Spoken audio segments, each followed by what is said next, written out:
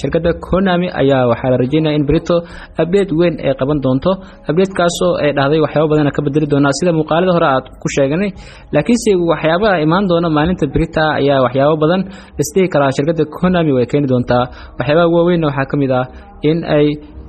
in ay keenaan baleero cusub sida feature-ka ayaga ay ku sheegeen qaybta warbixinta ay soo direen sida player of the week sidoo kale waxa dhici karto in ay baleero cusub ay keenaan maadaama la galay qaybtii dhexe ama 15 ugu dambeysay bishan December maadaama aan galayno 26 anniversary shirkadda Konami ayaa waxa laga yaabaa isbuuca soo socda inay bixiso free waxyaabo free ah ugu dabaaldegayso Christmaska marka waa isla arki doonaa waxyaabaha imaan doono ama isdii karo shirkadda Konami bixin doonta sidoo kale anigoo u fiirinayno sanadkii hore best 2020 sanadkii hore best 2020 sababtii sanadkii hore waxa la bixiyay free feature la bixiyay oo ay ku jiraan Messi feature iyo feature fara badan ayagoo round ay qoynaysay rank ugu horeeyo ayaa waxa la filayaa in bishan 20keeda iyo wixii ka dambeeyo inuu bilaabi doono shirkadda Konami ayadoo loo fiirinayo sanadii hore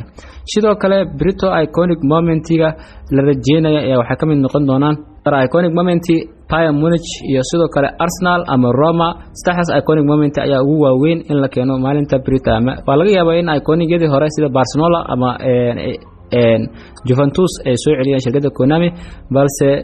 status iconic ayaa ugu waaweyn waxa kale aad loo filayaa in shirkadda Konami ay keen doonto ama dib u soo celin doonto player baga sababta qani player baga Messi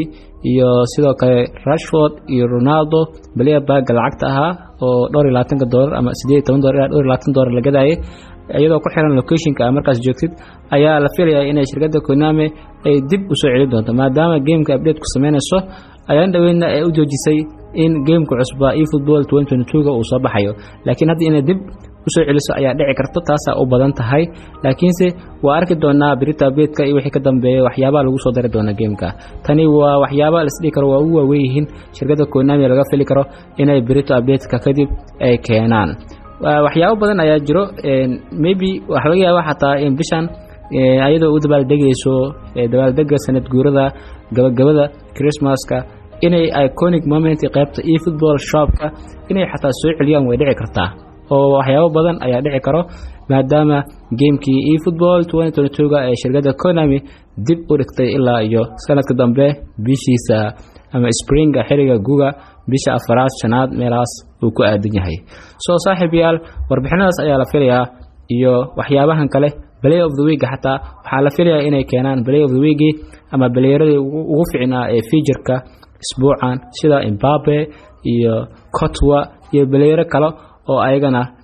shirkadda Konami inay keento badan tahay wixii feature u baahan halkaas ay ka seexan karaan maalinta Brito insha Allah waxaan ku arki doonaa muuqaalkeena xiga waxyaabaha Konami keento